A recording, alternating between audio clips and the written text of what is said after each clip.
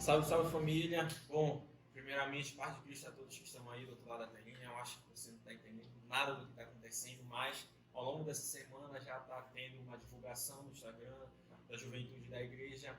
Bom, eu, juntamente com a mídia da Igreja Jesus Cristo da Rocha, a gente criou um projeto. Pensamos, faz um mês que a gente estava com essa ideia em mente de começar com um podcast. Podcast é algo que criou uma força de um tempo para cá muito grande. Várias pessoas conhecem de exemplos de podcast grandes que tem hoje em dia, como Flow Podcast, Podpah, enfim. Bom, a gente tentou criou isso no intuito de uma maneira de estratégia para vocês conhecerem a outra pessoa que é um entrevistado. Porque tem muita gente que olha assim e vê só uma pessoa em cima do altar, como vou fazer com os pastores hoje. E ao longo da semana, os outros entrevistados que vão vir aqui, vocês vão conhecer outra pessoa que vocês não conhecem, que é o íntimo deles, o pessoal deles. Amém? Bom, primeiramente, né, Pai de Cristo, pastor. Pai de Cristo. Ok. Se apresente para o pessoal, fique à vontade, você está em casa.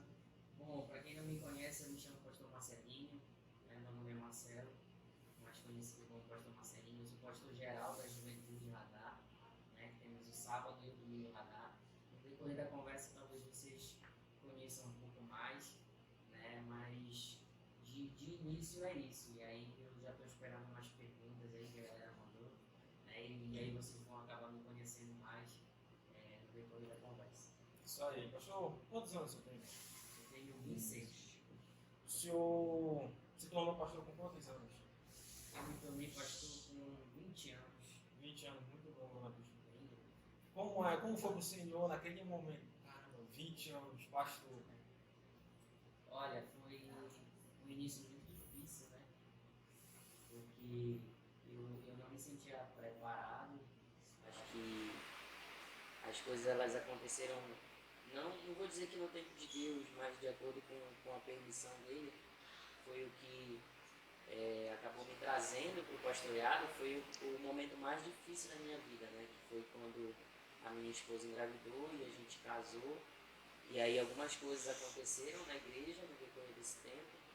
E o nosso antigo pastor, ele acabou se afastando da igreja, se ausentando. E foi quando eu assumi, né? Como pastor, eu casei em junho. Em agosto eu assumi como pastor. Eu tinha 2 meses de casado, minha esposa estava grávida, né? E aí a gente pegou 4 células, se eu não me engano, tinha 4 células, sendo que um dos líderes saiu. E aí ficaram 3 células e a gente começou um trabalho de juventude radar. Já era juventude radar, mas Deus ele no início me deu muitos projetos que acabaram nos dando uma cara, né? Que hoje o Guamá, o nosso bairro, né? O bairro que a gente mora, ele nos conhece como Juventude Radar. Então, eu assumi muito cedo e hoje mesmo eu estava conversando com uma pessoa sobre isso e aí ela me perguntou, tu mudaria alguma coisa na tua vida? E eu disse que não, porque até os meus erros me ajudaram a chegar onde eu cheguei. Então, eu acho que eu faria tudo de novo para aprender também, mas muito por conta do ministério que eu tenho hoje. Entendi. Interessante. Pastor, mas esse início de pastoreado, como foram 3 células, né? Nós somos 4 no total. Foi muito difícil esse começo, a caminhada, porque foi nesse meio tempo que o senhor, que o senhor teve a notícia que a sua esposa estava grávida ou não? Sim. Ou foi logo depois? Não. Eu preciso resumir essa história, porque Fique à eu já contei ela num testemunho, num retiro. E eu sempre digo que quem quer acreditar na minha história, acredita. Quem não quer, eu entendo e amém. Vou tentar resumir a história. Fique à vontade. Eu fiz um propósito, foi o primeiro propósito, eu imagino, da nossa juventude, mas não foi um propósito consagrado, foi um propósito assim na doida. Eu fiquei 1 ano e meio esperando a minha esposa hoje para namorar, porque a mãe dela não queria deixar ela namorar. E aí um tempo eu acabei, ainda estava no processo de libertação, né? Eu era muito jovem ainda. E aí, mas eu vi que ela era a mulher para eu casar. Então, eu acabei esperando esse tempo todo, 1 ano e meio, e depois desse 1 ano e meio nós começamos a namorar, dia 1º de janeiro, eu não vou recordar o ano agora, que eu sou difícil com datas. Alô, Giovana. A gente começou a namorar, e aí o nosso namoro era um namoro muito santo, né? Eu respeitava muito ela, não tinha nada de errado com o nosso namoro, muito pelo contrário, era um namoro muito exemplar. Tanto é que as pessoas nos tinham como um espelho para relacionamento, né? Só que aí eu resolvi pedir ela em casamento, e eu fiz um bagulho louco aí. Calma aí, bora frisar essa Tem. parte aí. Como eu sei dessa história, mas a maioria do pessoal não sabe. Como foi esse pedido de casamento aí? O pedido de casamento eu aluguei um trio elétrico, né? Aqueles carrão grandão aí que passa fazendo propaganda na rua. E aí eu pedi pra minha mãe, junto com meu primo, né? Na época que ainda era vivo, cantarem uma música em dedicação a ela. E eu fiz o pedido de cima do trio e mandei imprimir um banner de quase 3, não, foi, acho que foi uns 2 metros, se eu não me engano, 2 metros de altura, quase o tamanho do trio, ele quase bateu no chão, com uma foto nossa e escrito, quer casar comigo. E aí depois do sim, graças a Deus teve o sim, né? E se eu tivesse feito toda essa produção e tivesse sido não, ia ser ruim o negócio pra mim. Mas graças a Deus teve o sim. E aí depois a gente foi pra uma churrascaria comemorar, já estava tudo planejado, já tinha comprado as alianças, tudo. Então, muito, muito novo ainda, e ela também, mas deu tudo certo. Os pais dela abençoaram, os meus pais já tinham abençoado, então foi um pedido bem diferente. Assim, na época o pessoal me encarnou bastante, que era canoa, essas coisas. Mas eu nunca liguei pra isso. Eu sempre fui um cara que não liguei pra isso. E aí depois desse pedido de namoro foi que o nosso relacionamento ele ficou carnal, né? Eu nunca escondo isso de ninguém porque é uma coisa que eu digo que eu sempre vou ter que carregar comigo, e é como testemunho, não tenho vergonha de dizer. E aí o nosso namoro, nosso noivado ficou muito carnal. Logo depois do noivado a gente ficou muito carnal. E a gente começou a fazer muitas coisas que não eram para acontecer. Porém, a gente nunca chegou no ato sexual, entendeu? Porque a gente, entre aspas, lutava para isso não acontecer. E eu contei já isso no testemunho no retiro. E é essa parte que eu digo, quem quer acreditar, acredita, quem não, eu entendo também. E aí a gente fez muita coisa errada, né? Muita coisa que não se podia fazer antes do casamento, porém o ato sexual nunca houve. E quando chegou um determinado período, o corpo da minha atual hoje esposa, ele começou a mudar, só que a gente não desconfiou porque a gente não tinha feito, né? Não tinha chegado ao ato sexual. E aí o corpo dela começou a mudar, mas eu não desconfiei porque a gente não tinha chegado. E nem ela. Só que chegou um tempo que as pessoas estavam falando, a mãe dela reparou o corpo dela mudando, a minha mãe reparou. E aí ela disse que ela queria fazer um teste, e eu disse, tá bom, tranquilo. Aí dei o dinheiro pra ela, vai lá fazer o teste mágico. Sou tranquilão. Tranquilão, nem esperava nada, Deus o livre. E aí, no outro dia, eu já mandei ela fazer logo o de sangue, né? Que, não, pra te ter certeza, vai lá. Sangue. Só que eu, tranquilo, eu tava relax. Sereno. E aí, no outro dia, ela chegou com o resultado, já com a cara inchadona, chorando. Tá aqui. Aí jogou, a gente estava sentado assim, como a gente está agora. Eu tava de um lado da mesa, ela do outro, ela colocou o teste em cima e disse, tá aqui. Aí eu disse, e aí, tipo, deu positivo. Aí, meu irmão. Sua reação no. Aí o negócio, as pernas bambearam, né? Porque a gente era muito novo. Já tinha 20 anos, assim. 20 anos. 20 anos que era. 20 anos, 19. Né? E aí foi que o mundo desabou, assim, né? E a gente. E ela não gosta que eu conte essa parte, mas como testemunha precisa contar. Na hora, a gente conversando, ela chorando muito, eu tentando me segurar, claro, para dar força para ela naquele momento. Na hora, ela falou, não, esse filho não vai ser bênção para mim. Ela falou, em um momento, ela falou, eu quero tirar. Foi a hora, assim, que eu que eu tive que ter atitude de homem. Eu falei, tá maluca? Nunca mais fala isso. Não importa as circunstâncias que essa criança vem, a gente vai passar por isso juntos. E aí ela entendeu na hora a situação e eu sabia que a barra ia ser pesadona, assim.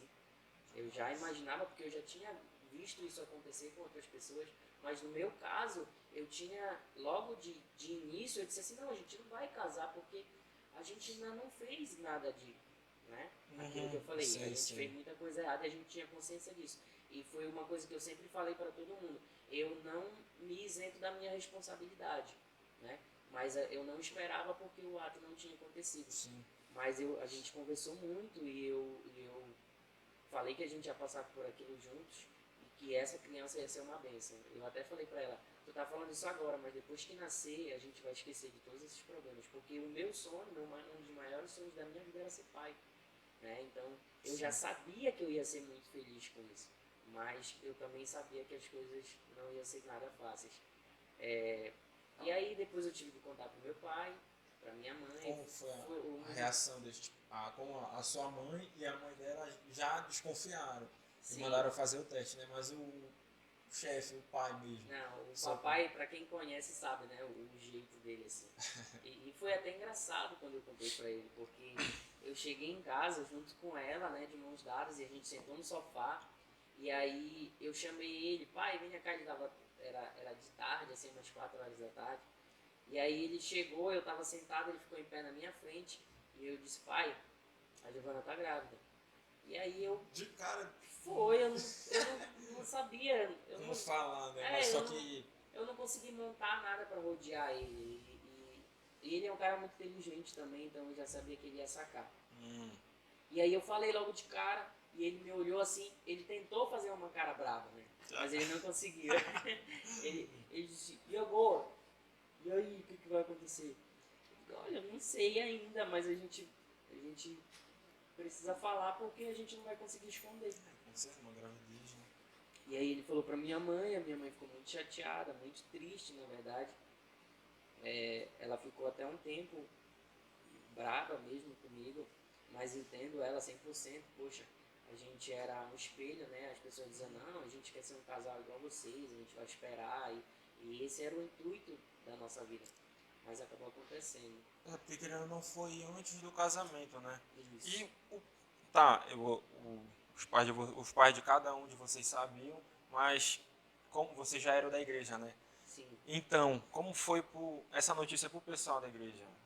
Líderes, membros da igreja, como foi que eles reagiram? Sim. Aí foi a maior paulada, entendeu? Porque pra mim foi mais difícil contar pros meus líderes, porque eu era discipulador na época, eu cuidava dessas pessoas, foi mais difícil contar pra eles do que contar pro meu pai. Foi quando eu pedi pra minha esposa não ir comigo, eu disse, eu não quero que tu vá comigo, porque eu sabia que lá eu ia chorar. Meu pai eu não chorei. Você marcou uma reunião com o Eu pessoal? marquei uma reunião. Antes disso, eu falei pro meu pastor. Né? Chamei meu pastor. No mesmo dia que eu soube, eu chamei ele e falei, olha, ela tá grávida e eu vou falar pra todo mundo, porque eu não quero que chegue no ouvido das pessoas que são minhas autoridades espirituais através de outras pessoas. Eu quero falar. Sim. Entendeu? Porque eu acho que esse é o papel do líder de verdade. Errou, eu vou falar, eu vou admitir, eu fiz. Reconhecer, né? E aí eu fiz isso. E quando eu falei pros meus líderes, eu falei, cara, quem não quiser mais andar comigo, eu vou entender, não vou ficar chateado. Quem quiser falar de mim, eu não vou brigar, não vou espernear, não vou fazer nada. Só que eu tava tranquilo porque tinha o meu pastor, né? E foi exatamente nesse momento que ele decidiu deixar a igreja. Entendi. E ele é um cara que eu admiro muito até Mas hoje. foi esse um dos motivos?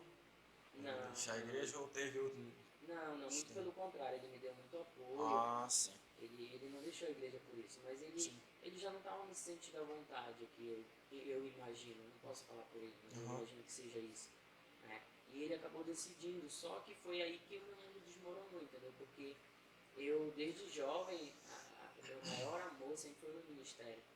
E quando o diabo quer me desabar, assim, ele toca no meu ministério. Foi o que aconteceu. Porque eu sabia que eu seria suspenso, porque esse é o correto. Né? Então eu não poderia mais ser discipulador por um período. E aí eu acabei imaginando como ficaria a juventude. E foi exatamente nesse período que ele saiu, sabe? E aí foi muito difícil. Eu ver a galera assim dispersa, não ter mais culto de jogos, simplesmente acabar o culto de jogos pra mim era muito doloroso. Eu chegava aqui, eu continuei indo pra igreja, eu chegava aqui, eu era uma pessoa, mas quando eu encostava a cabeça no travesseiro, assim, Só eu o desabava, travesseiro e só Deus nessa era a hora que era a hora que ninguém via. Era isso. O pastor, mas assim, tá, o pastor cuidava de vocês saiu. Demorou muito tempo para o senhor virar pastor? Esse processo que aconteceu, tipo, como ele saiu, não teve culto de jovens, como foi que ficou? É isso que é mais louco, né? Porque a gente descobriu em maio, né, da gravidez, a gente casou em junho. Maio de 2015, se eu não me engano, por aí. Minha filha nasceu em 2015. A gente descobriu em maio de 2015. E o mais interessante é que quando a gente descobriu, minha esposa já estava com 5 meses. Caramba. Porque como a gente não desconfiava, ela estava se vestindo normal e ela não imaginava que ela estava Também grávida. não acreditava. Então a gente só teve 4 meses para preparar tudo. E aí a gente descobriu em maio. Em junho, dia 10 de junho, nós casamos. Aí nós fomos para as férias, nós fomos para uma praia que tem aqui no Pará, Mosqueiro. E a gente foi trabalhar, porque na época eu trabalhava com celular, e eu fui vender capinha, fui vender película pra lá, pra ver se a gente arrumava descolava R$1 pra comprar alguma coisa pra criança, né? Com certeza. E aí quando eu voltei, eu passei o mês todo de julho pra lá, quando eu voltei em agosto, o meu pai me chamou e falou que tem que assumir. Eu falei, mas eu não posso, eu tô suspenso. E ele disse, mas agora nesse momento não tem ninguém. O senhor era discipulador? Eu era discipulador. Ah, sim. E aí eu disse, se não tem ninguém eu vou, mas eu não sei se a galera vai querer caminhar comigo. Uma pausa rápida, porque tem muita gente que vai chegar em outras pessoas que a conduta da outra igreja é diferente da nossa, porque tem reconstrutor, líder, discipulador, supervisor e daí que migra para o pastor, né? Só podia explicar isso para o pessoal, como é que funciona isso. Sim, isso foi coisas que Deus me deu, né? Quando eu assumi como pastor, pouco antes, na verdade, na época do meu antigo pastor de jovens, o Senhor me deu um projeto chamado Reconstrutores. E as igrejas que trabalham em célula, geralmente elas trabalham com vice-líderes, futuros líderes, e aí Deus me deu esse projeto chamado Reconstrutores, mas não é igual um futuro líder ou um vice-líder. Por quê? Porque esse reconstrutor, depois de um tempo como reconstrutor, ou logo depois de assumir, dependendo da pessoa, ele vai assumir uma microcélula. Essa microcélula ela é em um dia distinto da célula. A pessoa continua participando da célula e ela faz uma outra célula no outro dia da semana, só ela e mais alguém. E aí, se ela desenrolar a missão, depois de um tempo ela assume como líder. Que é as microcélulas. Microcélulas. E aí, quem faz as microcélulas são os reconstrutores. Sim. E aí, depois dos reconstrutores, nós temos os líderes.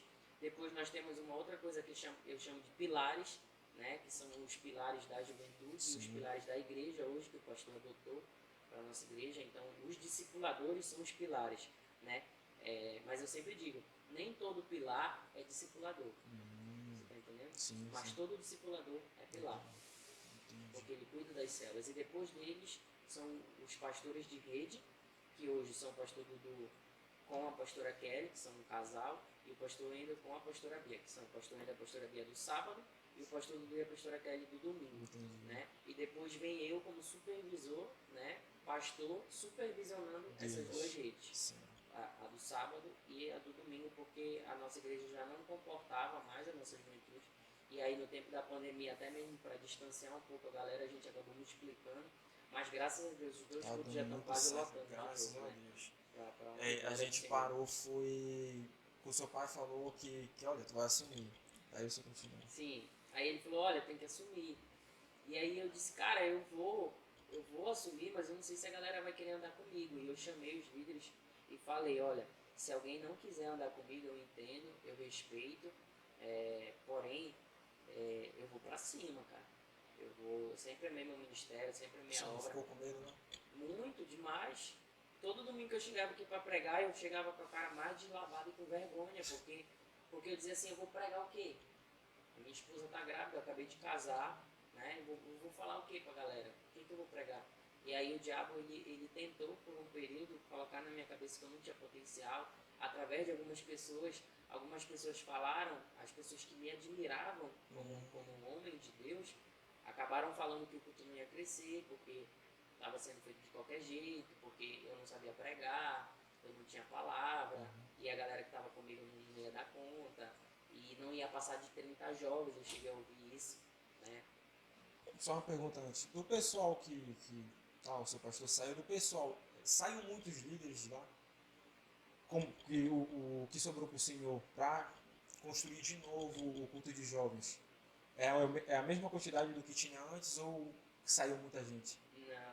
Não vou dizer que saiu muita gente, porque não tinha muita gente na época, não era tanto, não era Era uma base de jovens. quantos? Olha, o nosso culto, ele sempre foi muito sanfona, assim, ele no momento, a gente chegou a colocar 100 jovens, que era o nosso maior sonho, e a gente já chegou a colocar, no tempo do meu antigo pastor, 17 jovens.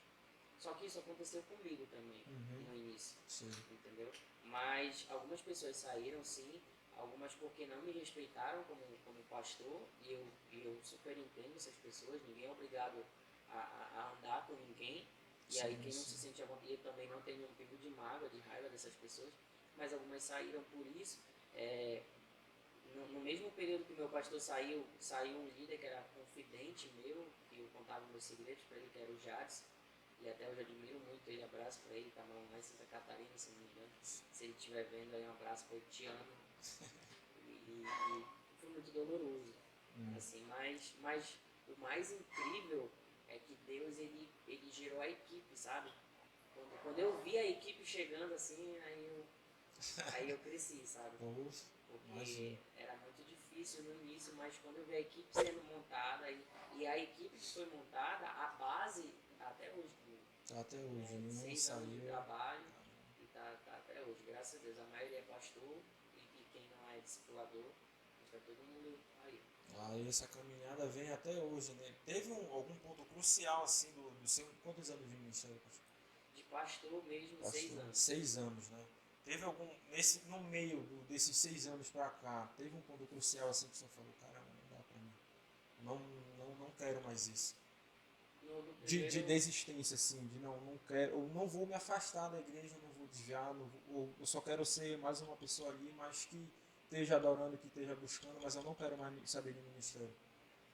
aconteceu só nos primeiros meses. Eu sempre fui um cara muito decidido, sabe?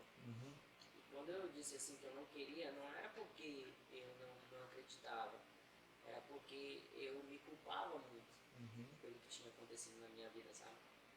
Eu dizia, caramba, eu vou falar pros caras que não é pra fazer o que eu já fiz. E aí isso aconteceu muito no início, mas depois que eu peguei no arado, meu irmão, Já era. eu digo até hoje pra galera, eu já desisti da minha vida. Vocês desistem de vocês, porque a gente marca a reunião, a gente vai até meia-noite, vai até 1 hora, e todo mundo tem que acordar no outro dia 6 horas, 5:30 da manhã pra trabalhar. Guerra, né? É porque a gente é maluco mesmo, a gente é doido.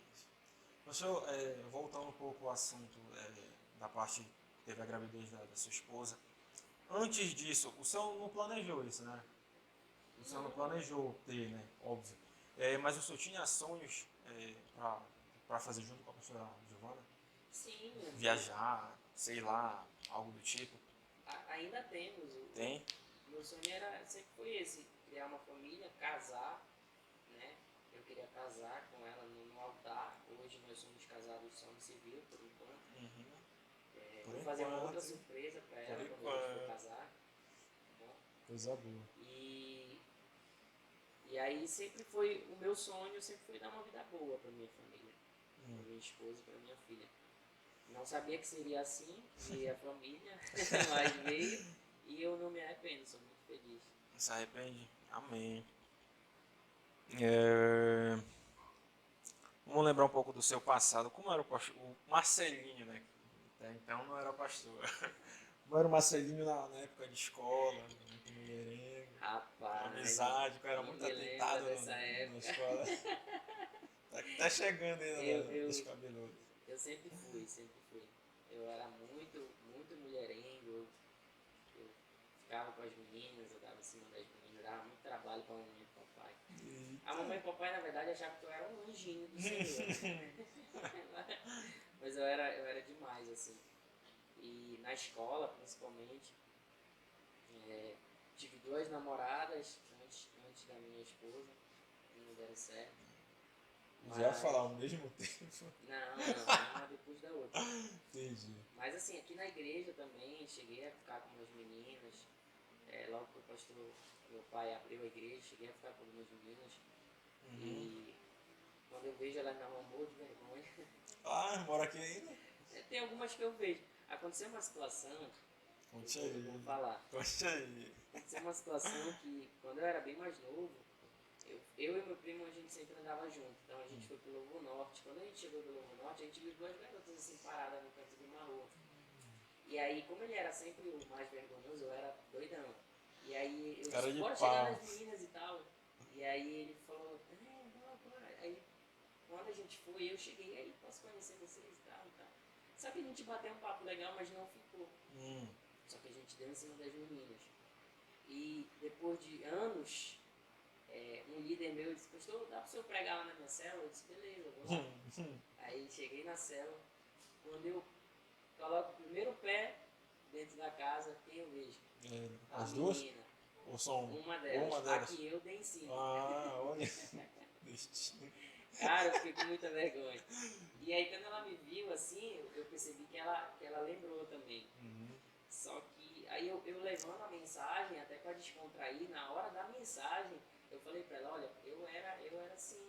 E aí a moça aqui, que eu não lembro o nome dela, até falei na hora, eu já cheguei em você no lugar, tu lembra? Aí ela disse, No meio da sala, pra no isso. meio da cela. Aí ela disse, lembro. Aí eu disse, mas você olhou pra mim hoje, você viu a mudança? E aí, pelo amor de Deus, eu tenho que responder que sim.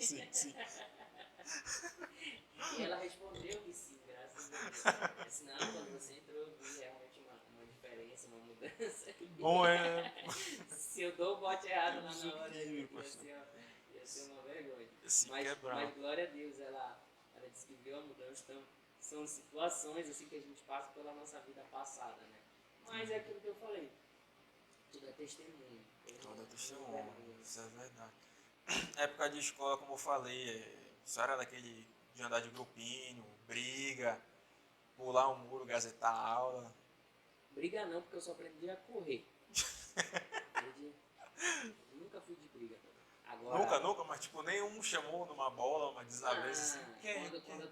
quando eu tava acompanhado, né? Dos caras Ah, maiores, porque eu sempre fui pequenininho também, nunca tive tamanho pra briga. Então, quando eu me sentia seguro, aí eu cresci, né? Não, eu vou brigar. é porque o senhor sabia que o pessoal ia te segurar. E- Não, então só nem eles botava iam me força de defender, avançar. eu Ah, imaginava que tá. eles iam me defender. Nunca aconteceu. Mas eu andava em grupinho, eu tinha uma equipe no colégio que só Jesus na causa. Quem era o líder? Eu e mais um. O senhor que não era o líder. Era eu e mais um. Liderança A liderança ela é nata. Quando a gente Liderança é líder, desde. quando a gente é líder, a gente não consegue chegar num lugar se não tiver um líder, a gente não consegue chegar num lugar sem liderar. Então era eu e mais um rapaz, líder dessa equipe. Tanto é que a gente estudou só um ano juntos, eu e mais 4, éramos 5. No outro ano separaram todo mundo, mas não teve jeito. Pânico na escola. Não teve jeito, era pânico. A gente, Bola, era tudo. bola, briga também, mas assim, eles brigando, eu separando ou correndo. Mas era perigoso. Entendi. Deixa eu ver outras coisas aqui. Hoje aqui na igreja, né, a gente tem muito. Que era para até ser um tema, né, desse podcast, mas aquela situação que eu expliquei sobre namoro e propósito. O propósito na igreja, como é que tá funcionando hoje em dia? Quanto para pessoas que não têm cargo nenhum de ministério dentro da igreja e para aquelas que têm. Sim, existe uma diferença dos propósitos, né? Por exemplo, um propósito entre 2 membros de célula é um propósito mais com menos tempo, são 3 meses que a gente dá. Né? Um propósito para reconstrutores ou líderes varia de 4 a 6 meses, né? E dependendo das pessoas, a gente até estende mais. Eu já cheguei a fazer as pessoas, um casal, esperar 3 meses para a gente conversar e depois dei mais 6 meses para ele de propósito, porque eu não enxerguei ali Sente a segurança. uma firmeza, e aí eu acabei fazendo eles esperar. Mas o propósito ele consiste no seguinte, é um momento para orar juntos. é que logo depois do propósito se vai namorar. É um tempo de oração para saber se é da vontade de Deus. Entendeu? Os dois vão orar pedindo que Deus faça a vontade dele. E se a vontade dele for essa, que haja um relacionamento no futuro, aí ele mostra para os dois. Entendi. A relação vou lhe dar um exemplo. Uma pessoa que está dentro da igreja, tem um ministério, ou não, mas só que frequenta e não gosta das coisas que o mundo oferece, né? Sair pra festa, curtir, beber, as outras coisas. Aí essa pessoa está na igreja. Aí essa pessoa, por um acaso, acabou gostando de uma pessoa que não frequenta, que está, digamos, desviado, né? Mas que conhece a verdade. Já passou um tempo na igreja, ou algo do tipo, ou não, né? A pessoa aconselha sei lá, que apoia. Não, bora, vamos fazer esse propósito. Entendeu? É muito delicado essa Demais. parte, porque a Bíblia diz que as trevas elas não se unem com a luz, né? E a gente sempre fala, olha, é importante que você procure alguém da igreja para você fazer um propósito, nada contra a galera de fora, mas assim, a gente tem aquela concepção de que crente anda com crente, e namora com crente.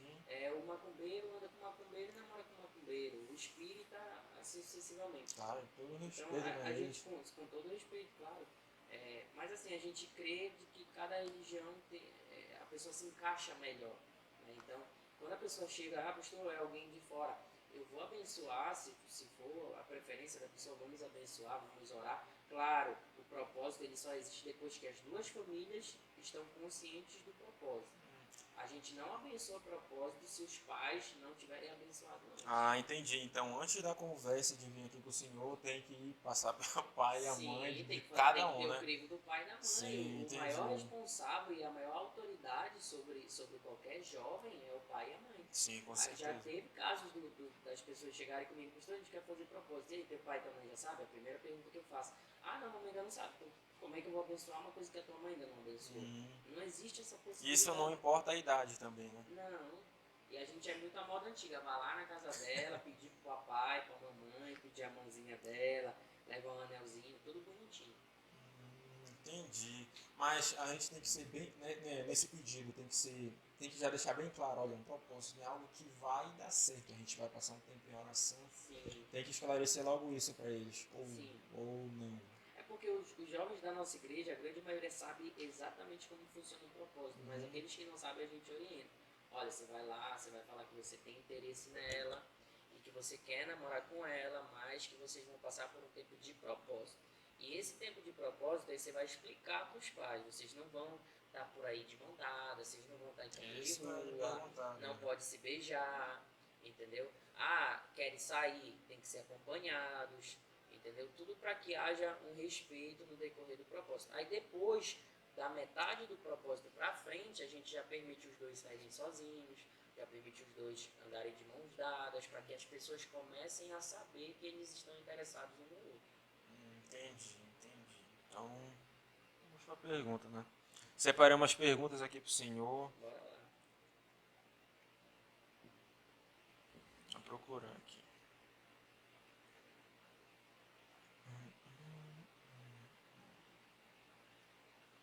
Agora tem uns erros de português aqui que pastor não dá. Aí sabe qual é a desculpa? Não, porque o teclado é doido. Tenta ler certo aí, meu. Eu vou tentar, né, decifrar esse enigma aqui. Bora ver essa daqui. Emily Alves. Enfim, Avis. Emily Avis. Quais os maiores desafios de um pastor de jovem nos tempos de hoje? Cara, o maior desafio para mim hoje é as pessoas nos entenderem. Eu sinto mais dificuldade com os pais, muitas das vezes, do que com os jovens. Eu já acompanhei jovens que os pais queriam proibir os caras de vir para a igreja como um castigo. Caramba. E isso, assim, são coisas que a gente atrapalha muito o nosso ministério, cara. Então, da sociedade nos entender que o trabalho com o jovem, ele tem que ser diferente.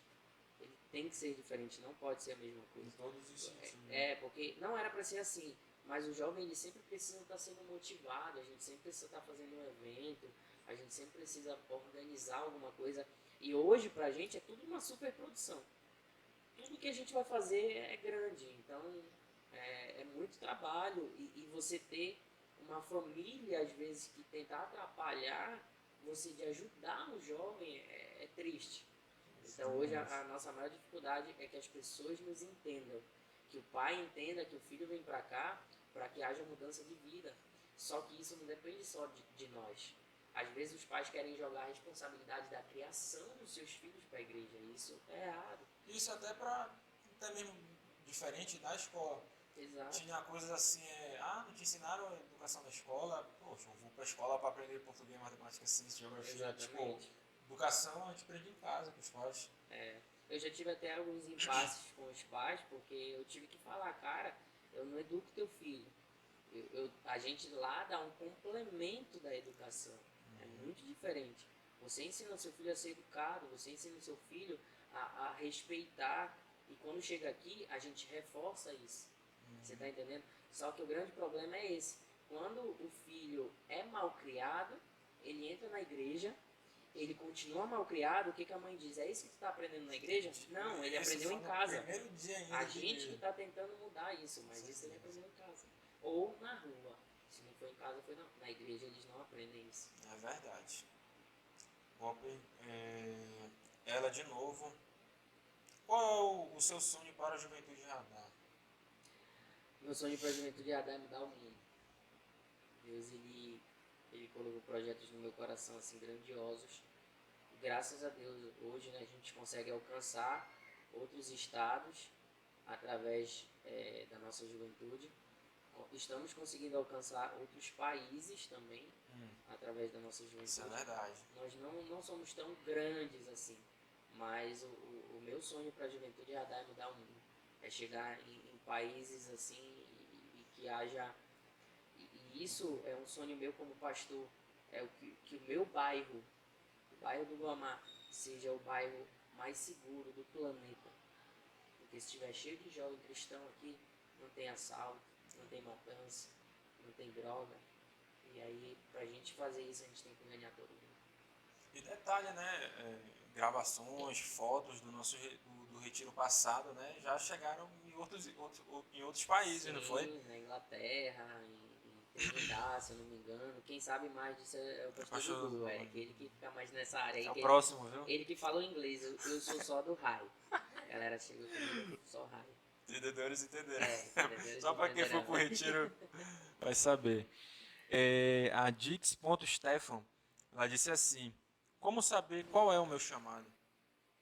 Olha, eu sempre digo para a juventude que para eu saber qual o meu dom, qual o meu chamado, eu preciso tentar.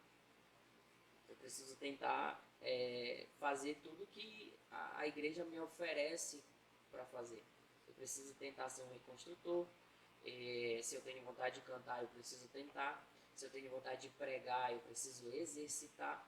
Então é ir tentando. Você vai tentando, tentando, tentando. Vai chegar uma hora que você vai encontrar algo que no íntimo do seu coração você vai dizer isso. Eu amo fazer isso. Se tu me chamar aqui 10 vezes para fazer isso no dia, eu vou fazer. Porque não é só porque eu quero ter um ministério, mas porque eu gosto de fazer Espontâneo, isso. né? É o que eu sinto quando eu vou pregar. Eu amo levar a palavra do Senhor. Então, se me chamarem numa igrejinha ali que tem dois jovens, eu vou lá com o mesmo fervor que eu prego para 200, 300 jovens. Vontade, né? Com certeza. O senhor já foi fugindo um pouco das perguntas, o senhor já foi convidado para pregar em outra igreja? Já fui, eu já preguei em algumas igrejas. Eu tenho até um boné que me deram de presente quando eu fui pregando na igreja, fiquei muito feliz. Uma igreja aqui no Guamá, uns amigos nossos, já preguei lá em Marituba. Já me chamaram recentemente para pregar em Marituba, só que infelizmente eu não pude ir porque tinha culto. É porque os nossos dias eles são muito reduzidos, né? A nossa igreja hoje demais. Ela tem muita coisa assim que a gente acaba tendo que estar aqui porque eu sou pastor da igreja depois do pastor principal, então eu acabo tendo que estar muito tempo aqui e é uma coisa que eu sempre disse para Deus. Eu tenho vontade de pregar em vários lugares, mas eu sempre disse para Deus que o dia que eu tiver culto na minha igreja que eu estiver responsável por pregar, eu nunca vou abrir mão de pregar na igreja que Deus me chamou para pregar, seja lá onde for. Entendi. Que bom. A Emily, né, fez mais uma pergunta aqui. Quando o ministério não está crescendo e o líder pensa em desistir, o que ele pode fazer? Cara, É que é os altos e baixos, né, da célula. Sempre eu acontece. eu tenho duas estratégias. A primeira é que tudo envolva o lado espiritual. Projetos de oração, projetos de jejum e projetos de loucuras. A loucura é aquilo que tu sai lá na praça e vai vender água, vai vender refrigerante para te fazer um evento para tua juventude. O projeto de oração é o que tu faz com toda a tua liderança, é um dia que tu diz assim, vamos reunir aqui hoje, quando eles chegam tu tá com uma caixinha preparada, com todos os louvores separados para louvar 2 horas de tempo. Só E isso, aí né? o projeto de jejum é projetos loucos, tipo 300 por 300. Para quem não sabe, eu fiz. participou, né? Para quem não sabe, é um projeto que Deus me deu, que eram 300 dias de jejum por 300 jovens. Né? Então, até hoje, esses jovens, eles têm chegado. E foi um projeto louco, assim, que Deus me deu. Pelo amor de Deus, Pegar, fazer 2, 3 dias de jejum e Sim. enlouquecer, meu irmão. Explica esse 300 dias de jejum aí que o pessoal pensa que tipo, um ano sem comer. Não, porque na época dos 300 por 300 nós tínhamos 4 redes. Isso. 4 redes de células. E aí Deus me deu esse projeto para que ficasse uma semana para cada rede. Então não fica pesado. É um bagulho assim que tu ouvir parece muito louco, né? Mas na hora da prática não é tão pesado assim. Então, cada rede jejuava uma semana inteira, de domingo a domingo. E aí assim que acabava, a outra rede iniciava. Então nós ficamos 300 dias, a juventude no geral ficou 300 dias consecutivos em jejum, em prol de jovens. Sim. E hoje, graças a Deus, esses jovens eles têm chegado. Graças a Deus. Uma pergunta aqui que eu vi que é muito boa. A Emily falou assim: 3 dicas para o crescimento de uma célula. Célula. As 3 dicas essenciais. Amém. Existem inúmeras, né? Mas a principal delas, a número 1 para mim, é um líder que tenha uma vida de oração. Um líder que cobre espiritualmente os seus discípulos de oração, não tem como aquela célula dar errado. Entendeu? Outra, ser e ter uma célula louca. O líder ele tem que ser bagulho doido. Na época que eu era líder, eu levava a galera para os pontos turísticos aqui de Belém, lá eu fazia dinâmica. Eu vejo alguns líderes fazendo isso hoje, só que às vezes eu sinto que a galera senta lá e conversa. E eu não, fazia a galera movimentar, entendeu? Fazia evangelismos, gritando mesmo no meio da rua e fazendo a galera correr, pular no meio da praça e ter uma célula louca. E outra, talvez isso não pareça tão importante, mas nunca deixar de fazer a célula. Tem muita gente que, por alguns motivos, vamos reunir hoje, hoje vamos ali, vamos fazer isso aqui. Não, sempre tem que ter a célula. De uma forma ou de outra tem que ter a célula. Acho que a constância da célula, ela gera muito crescimento, porque dentro dela a comunhão, a busca, a amizade é mais gerada dentro da célula quando há essa constância. Sim, com certeza. Muita gente. Eu ia ler o arroba da pessoa, mas deixa quieto. Mas também tem muita gente que pergunta isso. O que significa a sigla radar? Radar. Quando nós decidimos esse nome, é engraçado. Nós decidimos primeiro o nome. Eu lembro do dia. O nome? Foi do Decidimos o nada, nome. já era planejado? Não, a gente veio para decidir um nome. A gente reuniu e era o meu antigo pastor, o pastor de Malê, abraço, e amo também. Hoje é Capitão Furtado. Máximo respeito. A gente reuniu para decidir um nome para a juventude. E aí o nome apareceu. Se eu não me engano, foi o meu amigo Jadson que deu o nome. Ou foi ele ou foi o Capitão Furtado hoje, que eu chamo de pastor de Marley. Aí surgiu o nome Radar. Aí todo mundo mega top tal, radar, e tem um radarzinho lá, né? Pra pegar os jovens. Manteninha, né? E é a manteninha. E aí todo mundo gostou, foi unânime. Só que a gente bateu no que vai significar o radar. O cara vai perguntando o que significa. A gente Sei, né? R, A, D, A, R. E a gente começou a encaixar. E aí a gente colocou radicais, né? Adoradores. Esse DA é junto. Da. Uhum. E o último R, rocha. Radicais, adoradores da rocha. Que é a igreja. Que é o nome da nossa igreja. Igreja Evangélica Jesus Cristo é a rocha. Exatamente. Interessante essa história. Bom, aqui da GPs, né? A Jeane, abraço Jeane, grande líder da nossa igreja. Pastor, como é que é ver a juventude da nossa igreja crescendo hoje e sabendo que ainda vai crescer mais? Qual é o seu sentimento? Cara, eu me sinto assim muito feliz. Hoje poder ver a nossa juventude num outro patamar, assim, não só em números, mas principalmente espiritual, porque hoje eu acho que a gente é exemplo para muita gente. A nossa juventude tem jovens realmente compromissados com Deus, jovens que largaram o pecado mesmo, que largaram drogas, largaram assalto e hoje são líderes de célula, são pais de família, são líderes abençoados da nossa igreja. É um sentimento assim de muita gratidão a Deus, porque eu não sinto que eu fiz nada. Eu sinto que eu sou privilegiado de ter a oportunidade de poder liderar essa galera. Simplesmente um privilégio, não foi nada comigo, não. Entendi. Bom, a gente sabe que tem uma pergunta aqui, a gente sabe que de uns meses para cá, né, tava ocorrendo a Champions Radar, né, o campeonato da nossa igreja foi bastante, isso reuniu muitos jovens, não foi?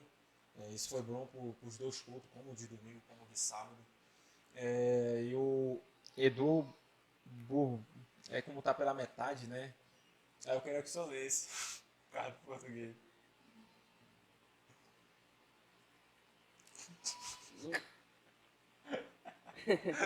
Edu Burgu. Não, a pergunta. Ele quis dizer Nova Champions, né? Mas dá pra entender. Dá pra entender, né? Você entendeu o que Quando vai rolar, né? Isso. Bom, foi uma benção a Champions, né? Time Radar campeão. Time dos pastores, né? Eu cortei o pastor Léo, né? Do time. Pra poder ser campeão. Abraço, meu pastor, te amo. Mas é guerra. Não é eu que tô falando, tá? Não dá. A gente vai fazer um campeonato de vôlei pra ele. E a gente vai jogar também. E a gente ainda vai ganhar também. Fomos campeões da Champions Radar. E, cara, foi um momento assim muito legal, muita descontração, muita risada, muita resenha. E agregou muitos jovens. Até hoje tem uma galera aí, graças a Deus, que ficaram nas células, ficaram na nossa igreja. Esse é um intuito maior, né? De trazer o pessoal para a célula, movimentar no culto e ficarem fixos, né? Sempre foi o objetivo, sim. E aí, graças a Deus, até hoje a galera tá aí, algumas. Mas vai ter o nosso retiro agora em julho. Dia 2, 3 e 4. E talvez lá para agosto ou setembro a gente comece de novo. A segunda season, né? Porque a juventude não pode parar, a gente tem que estar todo tempo em movimento. E das mulheres? Pois as meninas, eu já conversei com elas, eu falei, meninas, formem pelo menos 8 times pra gente começar o campeonato, mas até agora apareceram 2 times, né? E aí a gente não pode fazer campeonato com 2 times. 2 times é uma final, chegou a andar e acabou, ganhou. Mas a gente não tem preconceito nenhum com as meninas não, viu? É porque elas ainda não formaram o time mesmo. Mas assim que elas formarem, pastor, tá aqui 8 times, vamos lá, vamos pra cima, vamos organizar bacana. Difícil, né? Fazer um evento bem bacana. Mas aqui a Joselma perguntou assim mesmo: como ficou a situação do retiro? E se isso foi um baque? Pastora Joselma, um abraço, pastora. Abraço, pastora Joselma. Cara, um baque eu não digo. Mas assim, não é legal, né? É, A porque, gente. querendo ou não, já tinha uma data marcada, né? Aí teve a situação do lockdown aqui no nosso estado, na nossa cidade também. E isso, querendo ou não, mudou muito os planos, né? Que estavam tudo já esquematizado no papel, posto para pôr em prática. Diga aí pra gente. O que mais pesou na minha decisão, assim, de não fazer o retiro na data prevista, que era esse final de semana que passou agora, por Uhum. sinal, é, dia 30, né? Acho Se eu que não me tinha engano, gente ali na por aí, frente, né? por aqui esperando O que mais um pesou ônibus na de retiro. decisão era o seguinte, a gente ia ser mais criticado do que elogiado.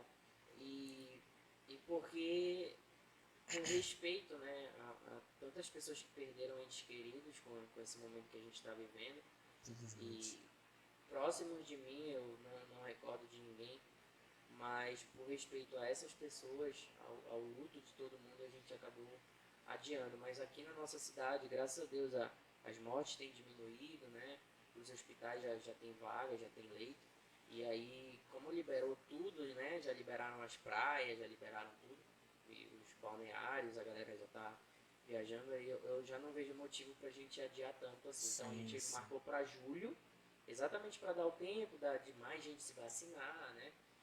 Da pandemia, em nome de Jesus, já está mais tranquila e a gente vai fazer com todos os cuidados também. Diga também a questão do tema do retiro, pode ficar à vontade. Qual é o nome, qual o significado desse nome, né? Sim, o tema, cara, a gente reuniu ontem para falar sobre o retiro. O tema é. A Alana fez o banner. Eu não consigo recordar o tema agora. Qual é o tema? Alguém me ajuda aí? Tua essência. É tua essência? Tua essência. É porque a gente tinha ficado entre outros nomes, né? E eu sou. Sim, Cara, sim. eu sou.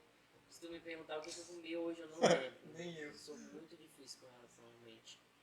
Aí a gente decidiu o tema e vai ter umas surpresas aí com relação a esse tema que o Senhor já tinha botado no meu coração, mas que eu não posso revelar agora. Isso, lá no retiro, Vai, essas vai coisas. ficar pra lá essas Essa lá no surpresas. A galera vai chegar lá helicóptero vai e ter. são surpresas muito boas, assim, muito positivas. Pra vida ministerial da pessoa e pessoal também, isso vai agregar muito.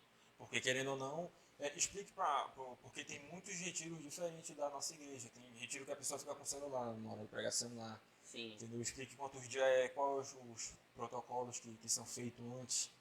entendi. Primeiro com relação à surpresa, eu acho que vai ser marcante para a vida de muita gente. Muita gente. Isso. Vai ser uma coisa assim. Foi o que Deus me falou. As pessoas vão sentir o que Deus nos deu depois do retiro e vão lembrar de lá. E o mesmo Espírito que está lá, que vai nos acompanhar lá, vai poder tocar nessas pessoas quando elas sentirem. Mas não posso falar mais do que isso. Com relação ao nosso retiro, ele é muito diferente de muitos retiros que acontecem por aí, né? E nada é contra nenhum deles. Só que o nosso retiro a pessoa não pode levar celular e quem leva nós recolhemos na sexta-feira, nós saímos sexta-feira à noite daqui da frente da igreja e vamos para uma chácara com um muro bem alto, bem protegida, tem câmeras e tudo, né? Tem quarto para as meninas dormem separadas dos meninos, claro, e lá no nosso retiro existe um cronograma para 24 horas do dia do jovem. Desde a hora que ele chega ali, ele tem algo para fazer, a hora que ele vai dormir e a hora que ele acorda é o único momento que ele tem aquela liberdade de deitar, assim, de descansar. Fora isso, pai, acorda às 6 da manhã, Correria. bagulho Se todo. jogando na Você tem piscina. que se jogar na piscina, 6 da manhã, com frio, né? E a gente tem muitas dinâmicas, só que tem muita palestra também, tem palestra de manhã, tarde à noite, e logo depois das palestras tem um momento grande de adoração, e depois dinâmica, e depois palestra, e depois dinâmica, e depois palestra. Resenha, A gente né? só para comer e para dormir mesmo. E assim, não existe a possibilidade do jovem se afastar do grupo, porque a gente separa em equipes. Não existe a possibilidade desse negócio de fica, porque todo tempo a gente está fiscalizando. Eu tenho uma equipe que ronda o sítio 24 horas. Na hora que a juventude vai dormir, eu tenho uma equipe que fica acordada e fica rondando a parte dos meninos ao redor da parte das meninas, porque as meninas dormem num quarto e a gente só precisa fiscalizar essa porta. Se a porta estiver fechada, tranquilo, a gente fica olhando e aí fica tudo tranquilo. Porque como o jovem que vai pro retiro, também como os pais deles. Ah, tu vai pra esse retiro, tu vai ficar pegando menina. E o menino também, ou a menina, os dois, né? Vai com o intuito daqui, vai com o pensamento daqui mesmo, né? Qualquer coisinha eu vou lá pra trás e, Sim. entendeu? Já dá logo na asa que nem existe essa possibilidade. Já aconteceu muito da galera tentar, assim, eu vou pra lá e vou ficar com as meninas. Chega lá, o cara volta cheio do Espírito Santo. Embarra logo lá, né? A gente deixa ele ir, vai lá, tu pensa que tu vai pegar a menina lá, vai lá, pode ir, a gente vai já aceita. fé, né? Quando ele chega lá, volta convertido, volta líder, já é construtor. Glória a Deus por isso. Que a gente não deixa, a gente não permite. Também questão relacionada ao retiro, que quando a gente chega lá, separa as equipes, né? Por cores, aí tá o nome da equipe, e tem a equipe campeão, queria que você explicasse como é que funciona isso, já também pegando um pouco da dinâmica, os pontos, o mascote. Entendi. Todo retiro ele tem um mascote, né? A gente já teve mascote ovo. Osvaldo. Tinha que colocar o nome, né, no mascote. A gente já teve mascote melancia. A gente já teve mascote abóbora. A gente já teve mascote... O que mais? Melão Já teve. E as pessoas têm que cuidar desse mascote, né? Tem que botar um nome, a galera pinta ele. Um filho. A maioria mata o filho, né? Normal. Mas comer, e perde ponto. Se matar o filho, perde ponto. Tem que cuidar dele como se fosse um bebezinho mesmo. E aí, lá a gente separa por equipes e cada equipe tem uma cor. A gente tem os coletes, né? Tem a verde, vermelho, azul, várias cores. E essas equipes, todas as provas, eles fazem juntos. Essa equipe ela é montada e ela fica do início até o final. Uma coisa interessante sobre as equipes é que a gente procura separar ao máximo os amigos. Todo mundo que já foi pro retiro sabe. Tu é amiga dela? Então essa vai para uma equipe e essa vai para outra. Obrigado, professor. Exatamente. Porque o intuito do retiro é que a pessoa conheça pessoas novas. Eu já teve casos de meninas chegarem lá no retiro com uma amiga e voltar com 10, porque conheceram pessoas novas, né? Então o intuito da equipe é exatamente esse. Aí teve uma vez que duas estavam se agarrando assim, se eu não for da equipe dela, eu não fico. Aí eu peguei um dinheirinho e dei na mão dela, pode ir embora. Peguei 2 ônibus, na época era 6h40, né? Eu não sei quanto agora. Não, 6h40, 2 passagens de ônibus. Uma de lá até São Brás e de São Brás pra cá. Então lá, se houver três advertências, a pessoa ela é expulsa. A gente traz ela na casa dela e chama o pai e diz, olha, ele não cumpriu com as regras e ele acabou sendo expulso do retiro. Porque às vezes sempre tem aquele desobediente. Nunca aconteceu, eu já senti vontade. Assim, né? Eu senti vontade. Mas teve que, se eu não me engano, um que já pegou duas advertências. Foi esse que agora o motivo eu não tô lembrando. Os dois foram falta de respeito, assim, a gente falava e não calava a boca, não ficava quieto e acabei tendo que dar 2 advertências, mas depois das 2 advertências ele virou um anjo, né? Ficou um anjinho, e aí ficou uma bênção, né? Tomava até bênção. E acabou não acontecendo. O nosso intuito nunca é esse, mas se houver necessidade algum dia vai acontecer. Sim. Porque querendo não atrapalha o evento, né? O que está acontecendo. A gente preza muito pela organização do nosso retiro. É uma organização top, isso tem que tirar o chapéu, não puxando saco, porque eu sou da igreja, mas é diferente. Eu já fui em outros retiros. São meses. Hoje a gente demora em média de 3 a 4 meses para organizar um retiro, mas no início era 6 meses.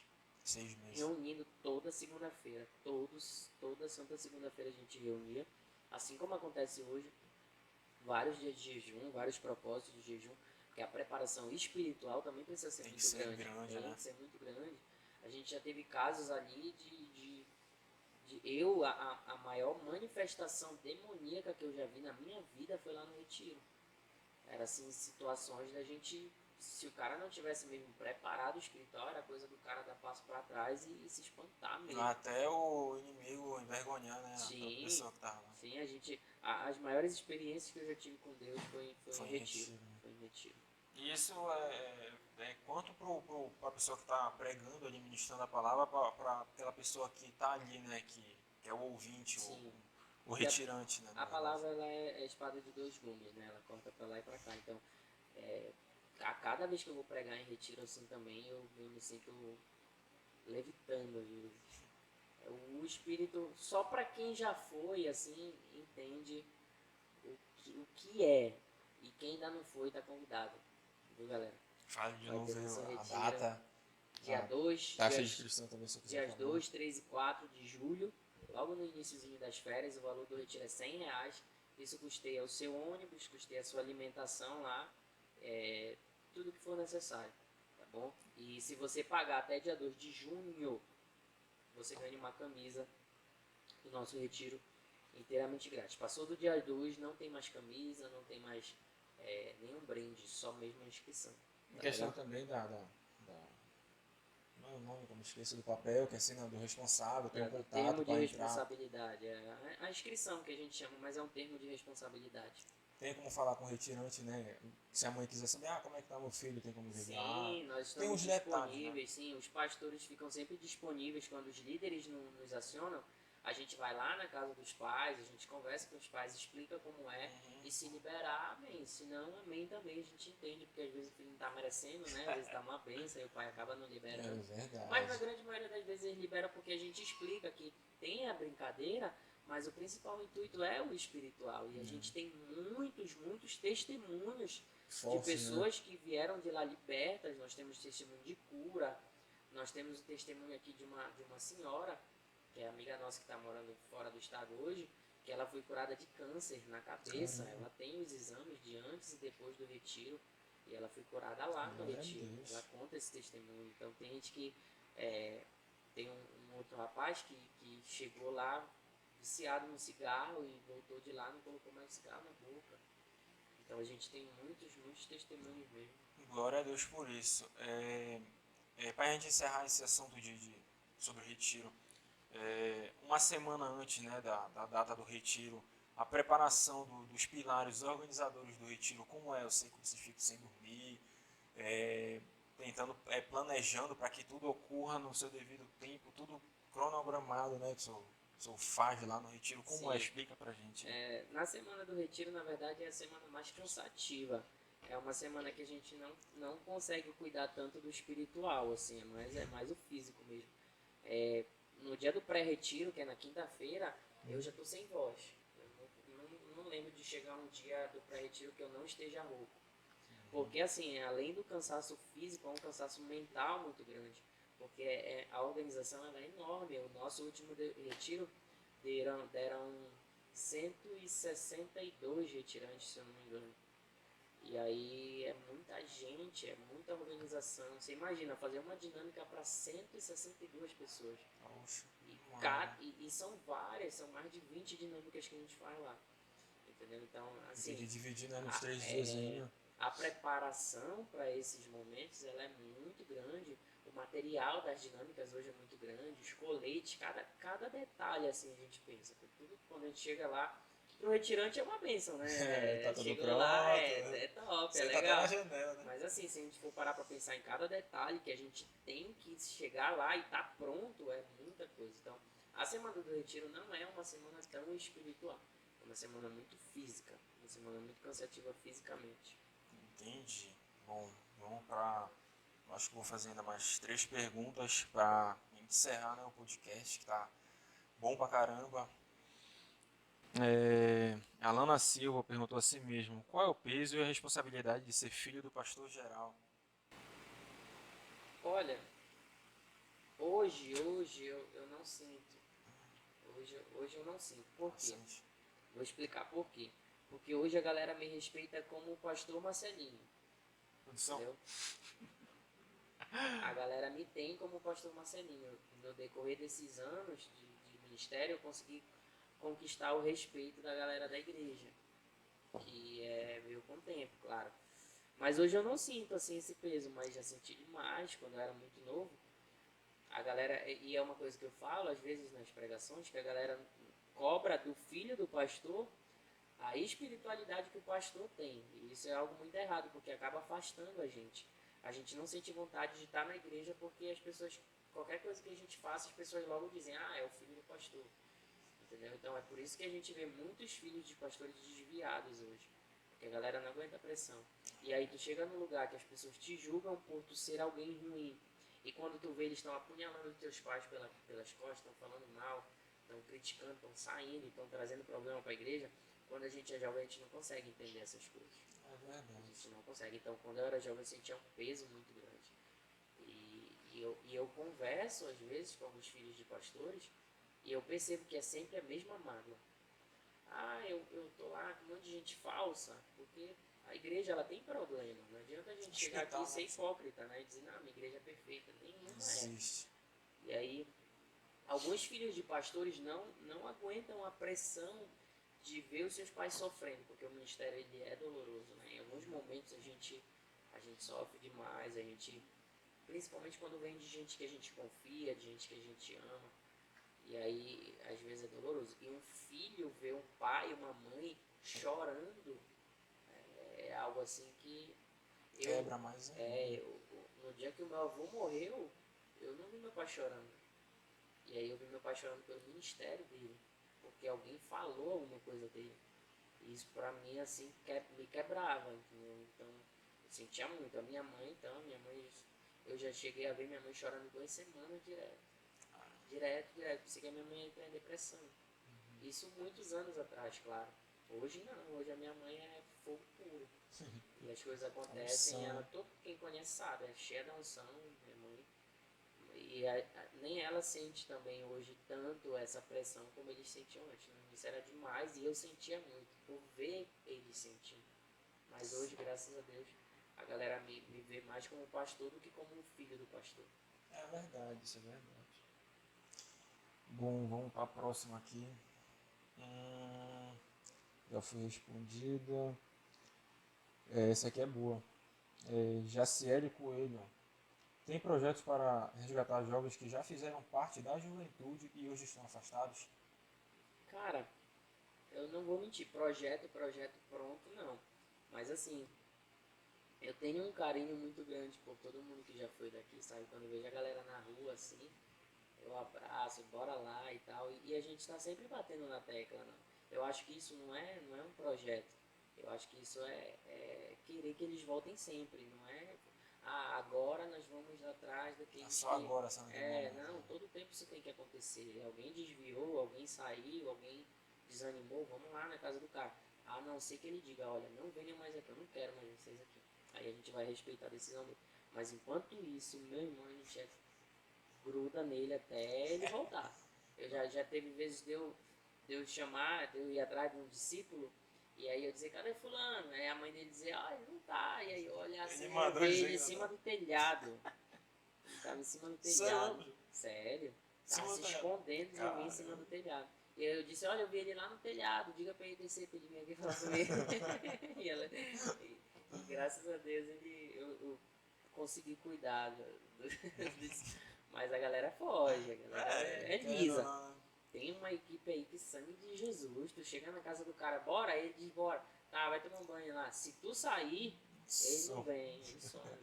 Tem que ficar lá na porta dele. Não, vou te esperar aqui. Pra galera poder chegar. Sei como é. Da Jaciele de novo. Como foi o processo de amadurecimento, conhecimentos de você como um casal e ainda assim ter que passar exemplo para a sua liderança e juventude?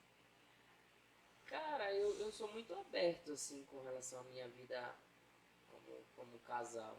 Eu não tenho um casamento perfeito, né? Às vezes a mulher fica brava comigo, a mulher é brava. Às vezes eu fico bravo com ela. Como diz um pastor amigo meu, já teve dia de eu querer dar um socão nela e ela querer dar em mim. Mas eu sempre digo que eu passar uma imagem de casal perfeito não seria eu. Eu tenho meus atritos dentro do meu casamento e eu não troco ele por nada nessa vida. Eu amo minha esposa, amo minha filha, amo minha família. Nada que o mundo possa me oferecer me faria pensar em trocar o que eu tenho. Entendeu? Eu acho que o segredo é esse, é ser feliz. Quando você é feliz no casamento, na sua vida amorosa, tu automaticamente é espelho. Não adianta tu querer ficar passando uma imagem. Às vezes eu chego na igreja E a minha esposa, ela é muito assim, ela não disfarça, ela não consegue disfarçar. As pessoas olham pra gente, sabe que a gente tá brigado. Às vezes ela tá com raiva de mim. Isso é normal. Não é aquele negócio de querer chegar lá em casa e quebrar o pau também, isso não acontece. Mas ter as brigas do casamento, porque a gente pensa diferente, né? E eu sou um cara que eu fui muito acostumado a ter as coisas do meu jeito. Então eu também sou difícil, né, de lidar. E o Senhor, ele vai mudando a gente, ele vai transformando. Já mudei muito. Já? Mudei muito. No início, assim. Fala uma coisa principal que o senhor mudou. Cara, eu não conseguia ouvir não. Se eu pedisse assim alguma coisa, olha, faz isso pra mim. Não, eu ficava louco da vida. Porque assim, Igual não, você já pegou não de menina? difícil, cara. Da minha esposa eu peguei. Da minha esposa eu peguei. Não, tirando ela. Só lembra? Que o senhor falou, Vai- não vai- sei ouvir um não. Vai parecer um negócio assim, meio me achando, mas eu não lembro. Não? Não, porque eu sempre tive aquela questão de querer conquistar. Se ela dissesse não, é aí que eu ia pra cima mesmo. Foi o que aconteceu com a minha esposa. Cheguei com ela, disse que queria ficar com ela, disse que não queria ficar comigo, tu vai ficar comigo. Nem moral. E ficou com isso aí até hoje. Tá aí, né, a benção. Bom, a gente tá no horário, né? Bateu uma hora? Ixi, nem parece. Bom, antes de encerrar, né, pastor, eu queria saber da sua opinião sobre esse projeto, né, sobre esse podcast na mídia. O que o senhor acha? Se é algo bom para a Eu nossa ia até juventude? pedir para falar sobre isso. Cara, muito Sua interessante, muito legal. Abrir assim a nossa vida para a galera conhecer. Parabéns à equipe da mídia, todo mundo. É um projeto assim que eu sei que já deu certo, né? Geralmente o primeiro é o mais ruim, né? Eu acho, né? Tomara que a galera goste. Mas Sim. eu me senti muito feliz, muito bacana, gostei muito. Eu cheguei aqui, eu vi a produção, uma super produção, bacana e tal. Muito legal mesmo, parabéns à equipe da mídia. Isso. E em nome de Jesus, o Senhor vai abençoar esse projeto aí, a galera vai Sim, poder Jesus. conhecer um pouco mais da nossa juventude. E não só da nossa juventude, mas da nossa vida também, né? E conhecer um pouco mais a gente, e isso aqui é muito legal. Esse projeto faz parte de mudar o mundo. Faz parte disso. Eu creio nisso. É bastante interessante, né, que a gente vê outros podcasts por aí, outras coisas que é muito, como é que eu posso lhe dizer, muito padrãozinho. Alguns, não todos. Tem uns que a gente pega como referência que, poxa, caramba, os caras são bons mesmo, né, no que fazem. Mas tem alguns que a gente fica meio que... Porque antes da gente iniciar isso, a gente teve que estudar, né? Como é que funciona, como é que vai ser as coisas. E a gente foi pegando referências até no meio cristão. Em Belém mesmo em si, eu não vi nenhum podcast voltado para o meio cristão. Se tem, desculpa, eu não conheço, mas acontece. Era Né? isso que eu ia perguntar, né? Se não tiver, não tem? Se tem, não, né? Primeiro. Nenhum, né? O primeiro. Pioneiros. Pioneiro, né? Isso mesmo. Pioneiros? Aí sim. Então, a gente tem um intuito de fazer vários podcasts com pessoas da nossa igreja e também com outras pessoas de outras igrejas sem briga nenhuma, porque qual é a imagem que a gente passa por uma pessoa de fora, né? Ah, porque acho que não tem problema falar o nome, né?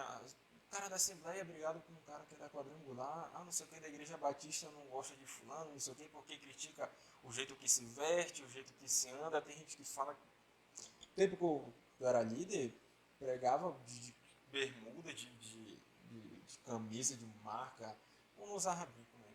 O papai já falava, vai pra onde assim? Pregar, né? Vem, cadê tua calça social, tua camisa? Eu fiquei... A gente Nada é muito julgado contra, por isso. nada contra quem usa, poxa, nada contra, super de boa. Mas tem uma perspectiva de opinião diferente. O que tu acha disso? Sim. Pegar outras pessoas de outras igrejas e trazer também, sem problema nenhum. Você está super convidado também, quando rolar esse processo todo dentro da nossa igreja, para buscar conteúdo também e ver a opinião de outras pessoas. É interessante, a gente tem que abrir para todo mundo, assim, depois de fazer com a galera da igreja. Porque pra galera entender e conhecer os pastores, principalmente aqui de Belém. Tem muita gente boa em Belém, tem muito projeto bom em Belém, tem muita igreja boa em Belém, que cuida de jovens, que faz um trabalho assim, social, como a nossa, por exemplo. Faz um trabalho social importantíssimo para a sociedade, para a galera que mais precisa mesmo e que não é visto, né? E as pessoas... Eu mudei a minha opinião. Eu tinha aquela questão de, quando você for entregar uma comida na rua, uma sopa na rua, não leva o celular. Eu ouço muito isso hoje. Só que pensa comigo, você vai entregar uma comida na rua, uma sopa, alguma coisa, você não leva o celular, o que as pessoas dizem na igreja? A igreja não faz trabalho social. A igreja só quer saber de dinheiro.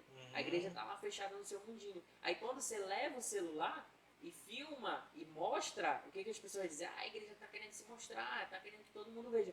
Então, é melhor eu passar o trabalho que eu tenho para que as pessoas vejam do que eu ficar escondido e as pessoas continuarem me julgando e me criticando, achando que a gente não faz. Né? Então, a gente tem muitos trabalhos sociais que hoje a galera da mídia vai divulgar mais, a gente sempre teve, mas não era falado. E hoje vai ser mais falado, Mais e a falado, galera vai né? conhecer. A gente também está com montar a estratégia, juntamente com toda a equipe da mídia da igreja, de montar uma estratégia de divulgação para chegar em outras pessoas, não ficar só dentro do estado ou dentro da cidade, mas buscar em outras, entendeu? Para as pessoas terem uma noção, uma opinião também e um ver diferente da gente, que a gente faz. Porque eu vejo o crente só sabe pregar aquilo que é casa para a igreja, da igreja para casa, é vida em oração e jejum, mas não é aquilo, né? Mal ele sabe que é muita resenha. Né? A nossa igreja aqui, meu irmão, o cara que não aguenta encarnação, brincadeira, ele não se segura aqui não.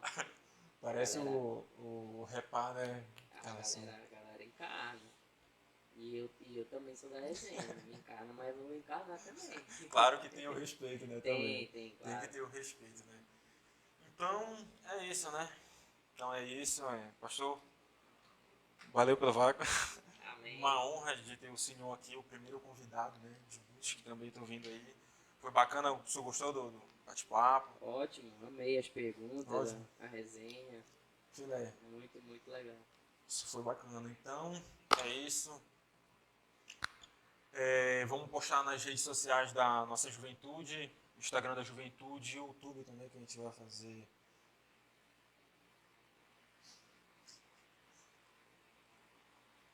Entendi.